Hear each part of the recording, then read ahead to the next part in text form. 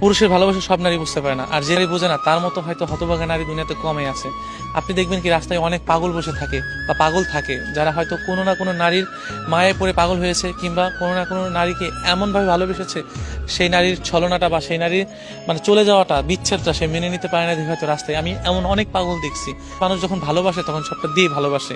আমি যাকে ভালোবেসেছি সবটা দিয়েই ভালোবেসেছি। হয়তো আমি তাকে পাগলের মতো ভালোবেসেছি, কিন্তু আমি তাকে বোঝাইতে পারিনি। হয়তো আমি পাগল হইনি, কিন্তু আমি তাকে পাগলের মতো ভালোবেসেছি। আর ভালোবাসাগুলো না এরকমই, যখন ছেড়ে চলে যায় তখন ওই মানুষটা পাগল হয়ে যায়, তার বাঁচার ইচ্ছা স্বাদ সবকিছুই মরে যায়। একটা মানুষ যখন ভালোবাসতে চায় তার সমস্ত কিছু দিয়ে মানুষটাকে ঘিরে রাখতে চায়। আর মানুষ কখন পাগল হয় জানেন? যে মানুষের ভিতরে কিন্তু শারীরিক এবং মনে করেন যে আপনার মানসিক, এই শহরে অনেক মানুষ মানসিক সমস্যায় ভুগছে, কিন্তু কেউ কখনোই কাউকে বলতে পারছে না যে আমার এই সমস্যা। কাকে বলবে? যাকে বলবে তার কাছে হাসির পাত্র হয়ে দাঁড়াবে।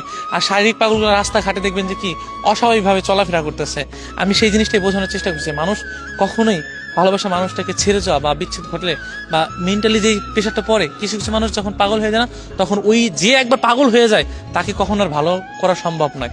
আপনি ওই মানুষটাকে ফিরিয়ে দিলে মানুষটা সহজে ভালো হবে না, কারণ তার ভিতরে এমন কিছু মায়া কাজ করে বা এমন কিছু হয় যে মানুষটা পাগল হতে বাধ্য হয়। বা মানুষের মায়ার যে এই যে মানুষের যে মায়ের যে টানটা, বুকের পাশ থেকে যেই টানটা আসে, ওই টানটা যখন কাজ করে না, তখন মানুষ না অটোমেটিকলি পাগল হয়। আপনি পাগল হইতে না চাইলেও এর ভিতর যে জ্বালা পোড়া, যে পুরনিটা, আমি কারোর জন্য খুব মনে পড়তেছে, ওই মানুষটাকে ছাড়া ভালো থাকতে পারতেছে না, ওই মানুষটার জন্য আমার কষ্ট হইতেছে, এই যে যে একটা ফিল, একটা অনুভূতি, এই অনুভূতিটা যখন আমি কারো প্রতি খাটাইতে যাবো, যখন ওই মানুষটাকে আমি পাবো না, ধরতে গেলে পাবো না, ছুঁতে গেলে পাবো না, তখন আমার বুকের ভিতরে হাহাকারটা বেড়ে যাবে।